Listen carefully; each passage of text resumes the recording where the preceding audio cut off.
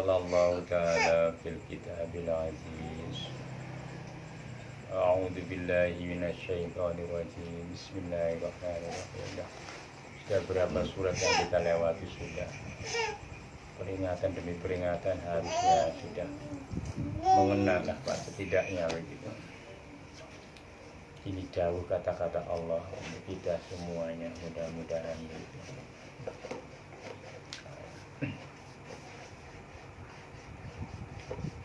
Bismillahirrahmanirrahim. Abasa wa tawalla an ja'ahul a'ma wa ma yudrika la'allahu yazzakka aw yazzakkaru fatanfa'ahu dzikra amma man istaghna. Abasa wa tawalla, abasa cemberut,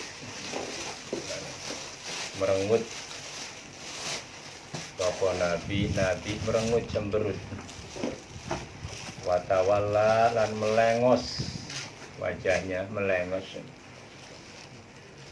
artinya tidak senang pada sesuatu.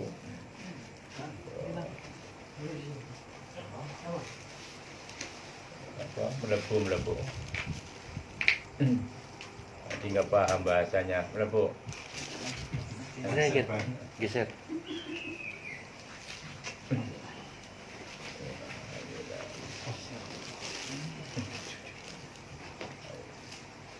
Kembali. Abasa maknanya artinya cemberut. Nabi cemberut. Cemberut kowe Muhammad dari kita lain. Watawalla melengos kau Muhammad. Angja'ahul a'ma. Angja'a karena teko, datang. Hu ing nabi. Al-a'ma sapa wong kang buta. Sapa orang yang buta. Wa ma yudrika la'allahu yazakka.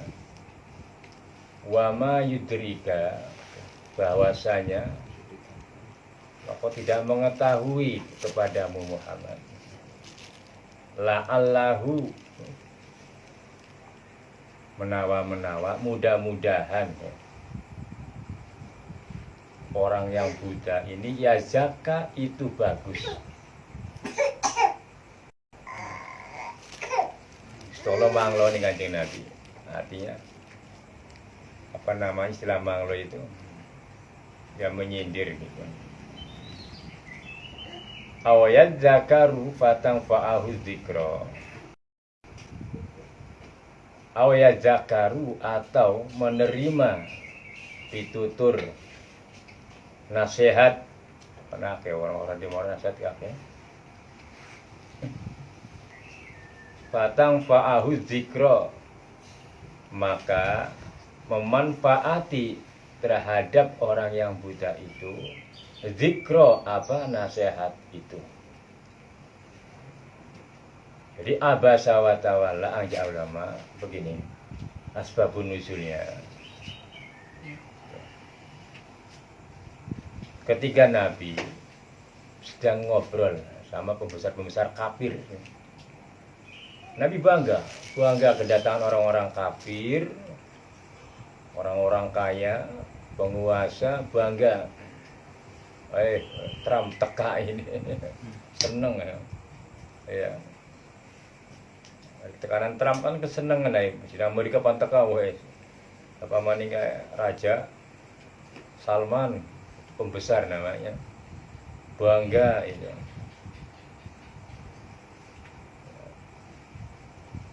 Hari kita ulama ora bangga. Biasa kan. Nah, di saat ngobrol lagi tukar pikiran dengan pembesar-pembesar tadi, datanglah Ibnu Maktum.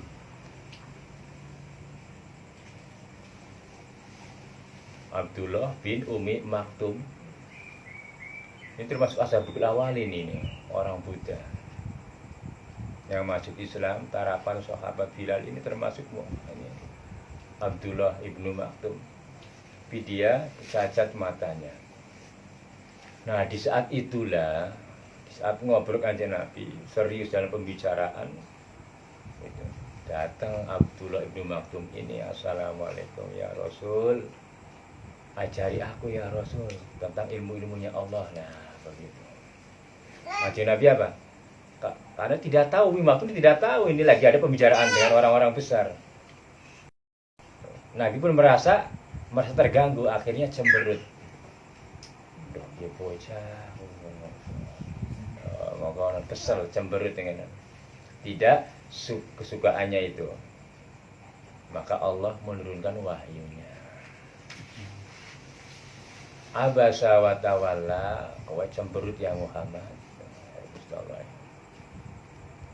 Wa tawalla, kau memalingkan wajahmu, melengos memalingkan wajahmu, wa tawalla, membuang muka.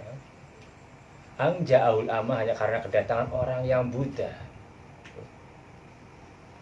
Wa ma yudrika la'allahu yazakka, bahwasanya engkau tidak mengetahui. La'allahu yazakka, karena datangnya orang buta ini, yazakka, membawa kebaikan. Tujuannya baik. Ibnu Maktum ini datang kepada Nabi ingin belajar ngaji betul-betul. Nah, ya, belajar ngaji.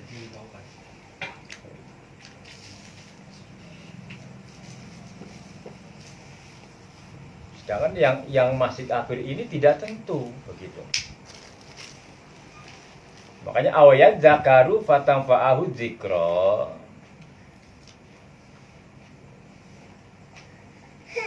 Atau menerima, yang buta ini bisa menerima kata-kata nasihat Nabi. Tidak tentu yang pembesar ini kadang-kadang sekedar mencari kebutuhannya saja begitu. Begitu biasanya. Nah, lama mananya lebih manfaat. Ya. Begitu pun sama, hakikatnya dalam hati itu sama. Wahyu yang kepada Nabi, ilham yang pada Bapak itu sama. Bapak senang begitu. Iya, dia datang tengah malam, Bapak kali. Betul-betul dia butuh ilmu, tak layani. Tapi kan sekedar ingin sesuatu kebutuhannya saja. Kadang-kadang beda kalau orang fakir yang butuh ilmu dengan yang beda itu.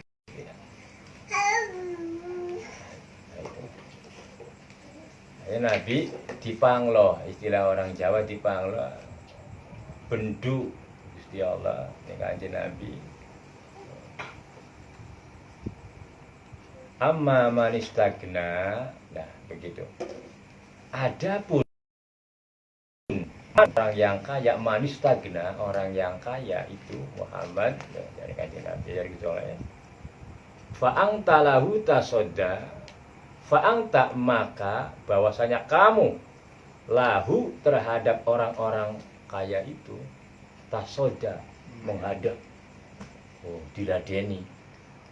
Tapi wong buta mesti butuh ilmu, melengos. Kanjeng Nabi bener dipanglo di Gusti Allah.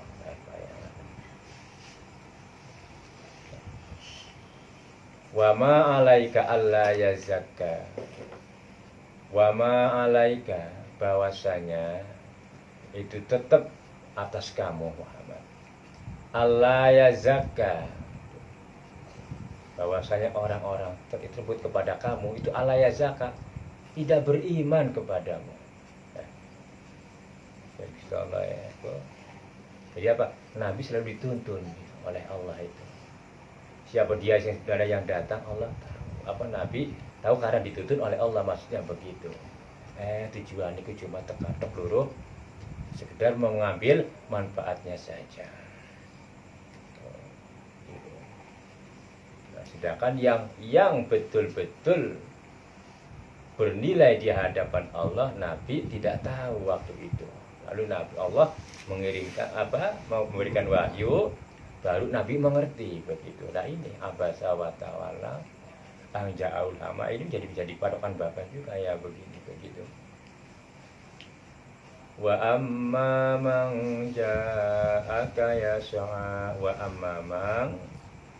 amma dan adapun bahwasanya orang ja'aka yang datang kepadamu Muhammad yas'a halnya berjalan tadi si Umi Maktum itu. Kalau tadi pakai kuda, pakai kendaraan. Wa amma man ja'aka yasa wa amma dan adapun man utawi bahwasanya orang yang datang kepadamu Muhammad Nabi gitu itu yas'a berjalan. Iya dia jatuh gesot tetekan orang bisa deleng ya Allah ini. Umi Abdullah bin Maktum ini karena ingin tahu ilmu rahasia ilmu robbani gitu. Karena Nabi yang mengajarkan ilmu kayak kitab ya itulah tasawuf itu ilmu robbani. Kitab hikam itu isinya intisarinya Al-Quran sesungguhnya. Makanya Bapak tekan doni dulu begitu. Itu ilmu itu mutiara. Kalau kamu ngerti itu mutiara. Ilmu Quran itu di hikam. Bapak sekarang tutup dulu. Nanti kalau sudah betul-betul kalian matang baru terbuka lagi, baru berjalan hikamnya nanti. Karena begitu, ya. Karena penjelajahan Quran itu jarang yang sampai kepada tingkat yang begitu, kecuali orang-orang yang dikehendaki Allah masuk dalam tingkat keauliaan. Apalagi wali kutub. Wali kutub wali yang tidak berubah. Lain dengan wali abdal. Wali amah, wali umum, kayak kursi kumpul lah itu wali songo, wali umum, wali abdal, wali turunan. Kadang-kadang bapaknya wali, anaknya bisa lawas lama kemudian lalu cucunya ada yang jadi wali, namanya wali abdal, pengganti begitu. Atau kadang-kadang muridnya bisa jadi begitu, namanya wali abdal. Nah itu masih wenang berubah. Saat bisa turun, yes, derajatnya makamnya. Wali kutub, ayah Syahibnu Athaillah dan sebelumnya itu begitu. Wali-wali yang kayak Kanjeng Syekh, Sabiasa Sadeli, Bisufyan, Ahmad An-Nirwani, banyak itu namanya wali-wali kutub yang kepakat kewaliannya sudah kokoh begitu. Nah itulah, itu dari Allah langsung begitu. Pilihan betul-betul manusia pilihan di muka bumi ini begitu. Nah, kita sih ya taruhlah kita ini orang-orang umum begitu yang berusaha untuk mengikuti jalannya. Tapi berharap kita mudah-mudahan begitu. Dari sekian banyaknya manusia yang ada di alam dunia ini, ya kita dikaruniai iman dan Islam oleh Allah, disyukuri betul-betul disyukuri, lalu dijalankan keislamannya, keimanannya begitu. Jangan dilecehkan, itu sudah sangat berharga. Jangan didustai, jangan dinodai begitu. Alhamdulillah sudah banyak orang menyembah berhala kok. Tapi perasaannya benar yang disembah itu. Coba bayangkan, jika Allah betul-betul menutup pintu hidayahnya, rasanya betul pelang salib disembah, rasanya mengandung macam-macam sudah.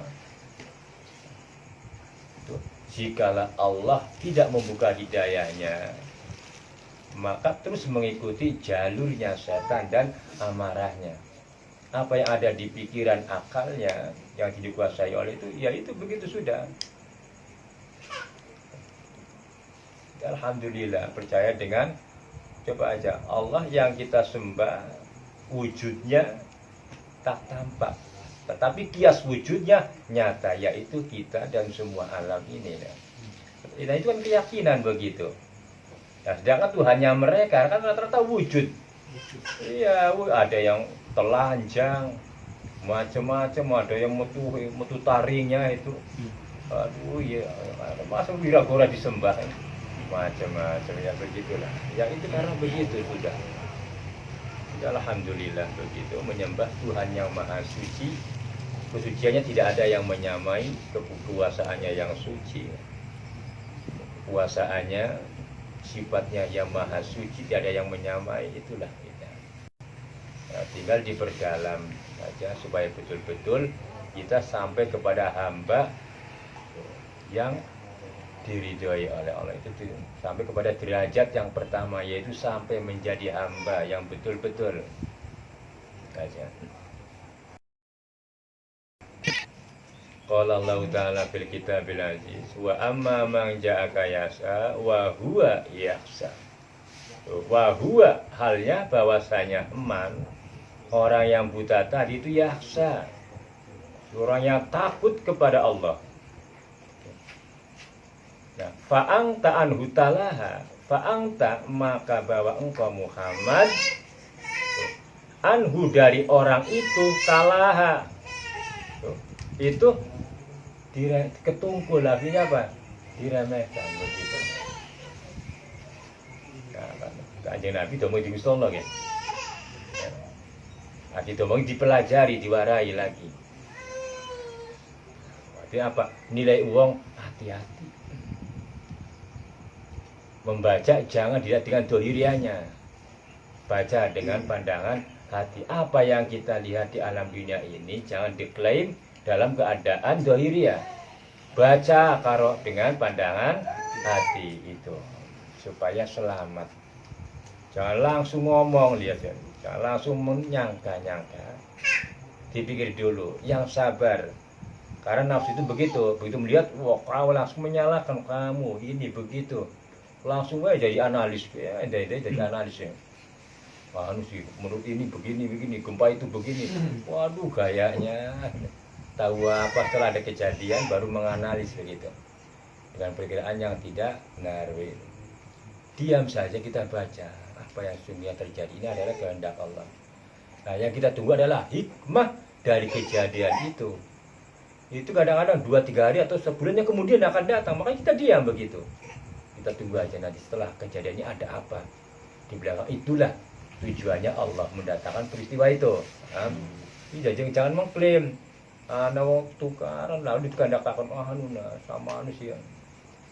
Ada kejadian maling ayam dikandakakan malingnya aja. Ketahui dia nyuri, tutup dulu. Bocah nyolong, orang biasa nyolong, ndak biasa nyuri kok nyuri. Diamkan dulu, nanti ketahuan begitu. Tapi kalau bisa ya ditangkap begitu.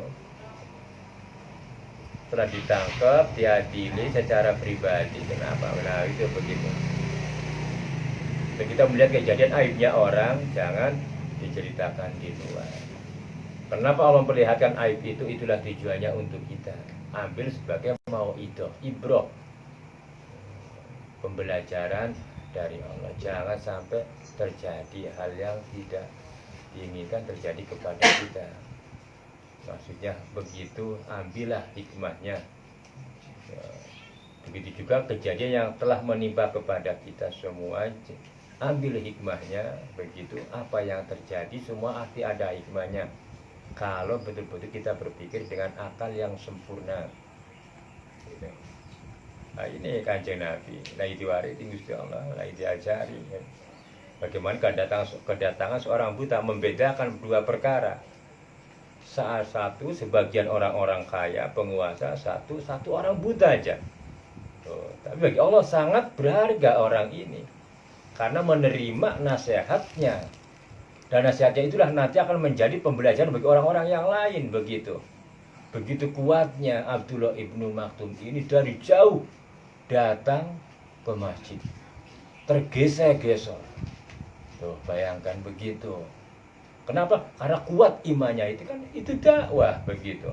Jadi pembelajaran bagi orang-orang yang sehat begitu. Nah, kita lihat begitu, artinya alhamdulillah begitu.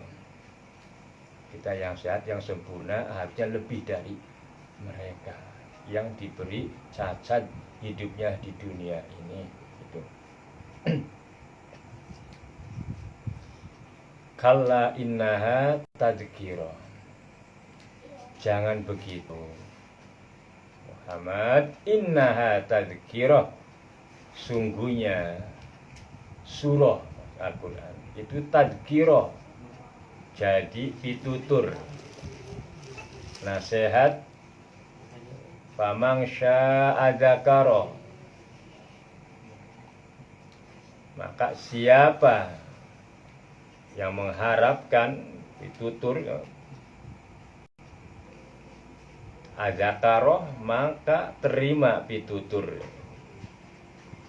itu dari Al-Quran. Siapa yang mengharapkan nasihat, bagi orang yang mengharapkan nasihat adzakarahu, maka ikutilah Al-Quran. Fi suhufi mukarramah, Quran yang suhuf yang mukarramah, di dalam suhuf, di dalam lembaran-lembaran mukarramah yang mulia, marfu'ah yang luhur Al-Quran ini, mutahharah yang suci. Lalu sekilas kata-kata ayat ini kalau tidak betul-betul dirasakan dengan jiwa, dihayati, sudah begitu. Fi suhufi mukarramah, di dalam suhuf, lampiran-lampiran mukarramah yang dimuliakan, Al-Quran. Ya sudahlah, kita anggap mushaf itulah yang dimuliakan begitu. Kalau pada hakikatnya Al-Quran itu sudah ada dua istilah, maknawi dan kiasi. Kiasi itu mushaf yang di dunia sebagai tuntunan begitu. Hakikatnya begitu. Yang tersimpan betul-betul itu adalah kalamullah gitu. Marfu'ah yang diluhurkan, mutahharah yang disucikan. Artinya apa? Enggak bisa dipalsu Quran itu. Di dunia ini hanya kitab ini aja, hanya Al-Quran saja yang tidak bisa dipalsukan, karena memuat suhuf-suhuf yang dimuliakan. Suhuf yang dimuliakan itu apa saja? Ya Injil, Taurat, Zabur, itu melebu di Al-Quran. Jadi kalau ingin tahu kebenaran di Injil, ya di Al-Quran sudah. Nah, Mama kan sudah jelaskan nih Pak Ahmad. Oh jelaskan, iya. Kata Injil itu bukan Injil. Bukan. Injil yang benar itu ada di Al-Quran. Taurat yang benar ada di Al-Quran. Kumpul semuanya. Itulah beban Nabi. Begitu. Semua dibuka sejarah tatanan hidup oleh Al-Quran kepada Nabi. Dan bagaimana tentang isi-isi kandungan di dalam kitab-kitab yang sebelumnya itu. Termasuk suhuf Ibrahim wa Musa. Suhuf itu datang mulai dari Nabi Idris, terus semuanya begitu. Di famangsa adzakara fi suhufi mukarramah marfu'ati mutahharati bi aidi safaratin kiramin barara, bi aidi yang ada di tangannya malaikat safarah. Safar itu artinya berjalan, malaikat yang terus. Kiramin barara, yang mulia. Barara, yang baik, sangat baik. Dan kalau dikenal Al-Quran, ya pastilah begitu. Yang mulia, yang bersinar. Nah, ini kutilal insanu makfaro, ini sudah